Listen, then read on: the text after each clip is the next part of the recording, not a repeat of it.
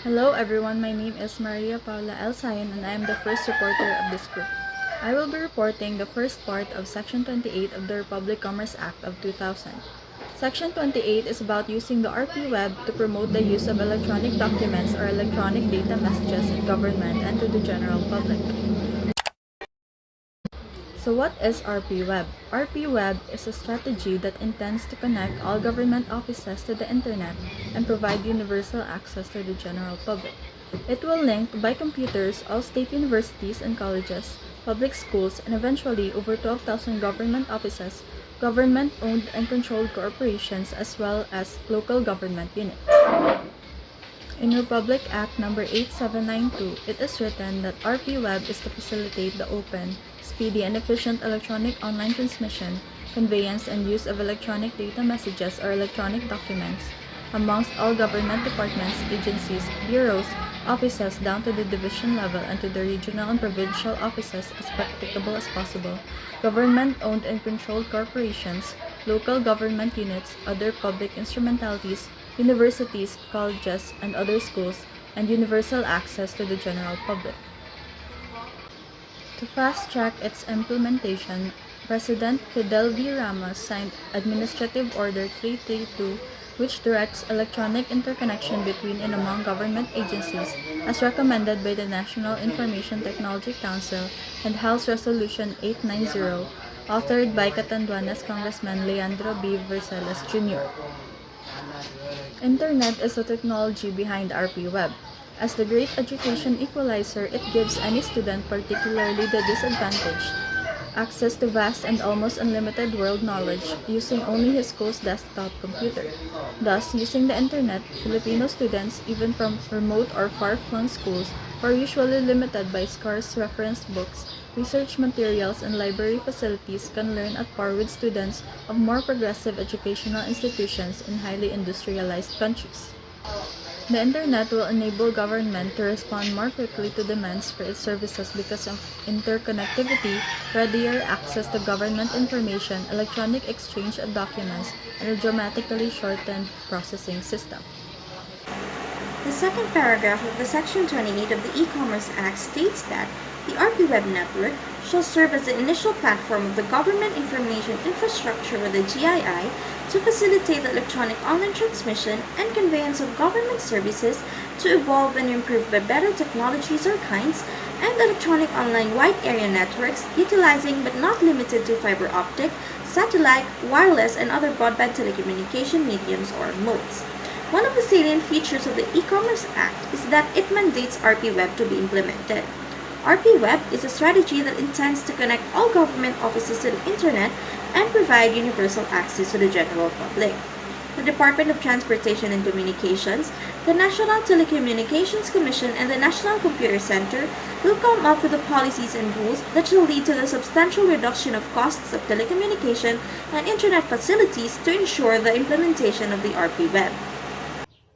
Section 28, third paragraph, states that to facilitate the development of the GII, or the Government Information Infrastructure, the Department of Transportation and Communication, National Telecommunications Commission, and the National Computer Center are hereby directed to aggressively promote and implement a policy environment and regulatory framework that shall lead to the substantial reduction of costs, including but not limited to lease lines, land, satellite, and dial-up telephone access, cheap broadband, and wireless accessibility by government department agencies, bureaus, offices, government-owned and controlled corporations, local government units, other public instrumentalities, and the general public, to include the establishment of a government website portal and a domestic internal exchange system to facilitate strategic access to government and amongst agencies thereof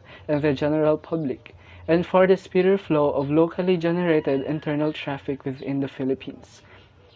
As a brief explanation of Section 28, third paragraph, the law gives authorization to the Department of Transportation and Communications, National Telecommunications Commission, and National Computer Center in promoting and implementing the policies and regulatory frameworks in the reduction of costs relating to electronic commerce.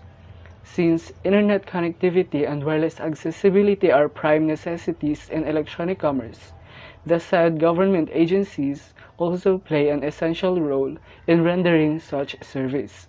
This is because entities, government and non-government, are expected to incur high costs in so doing the business, but cost reduction in forms of cheaper broadbands and the like is of help to the entities. Plus, this can as well enable them to create strategic plan in doing the business.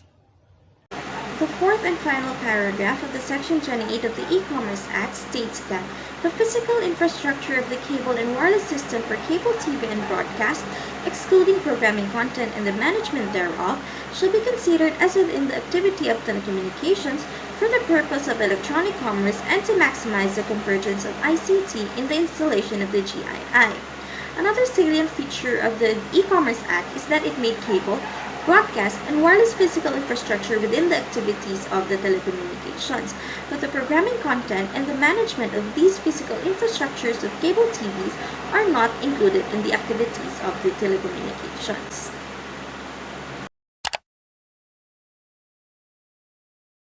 And as to our next section, Section 29, the authority of the Department of Trade of Industry and participating entities.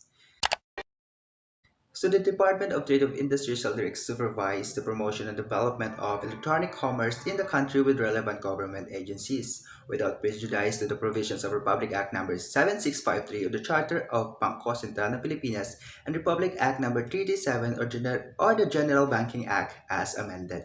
So the DTI was made and the said agency and was tasked to supervise and facilitate the development of e-commerce in the country with formulating policies and regulations when needed. So the DTI also calls the law instrumental in driving instruments to the BPO sector.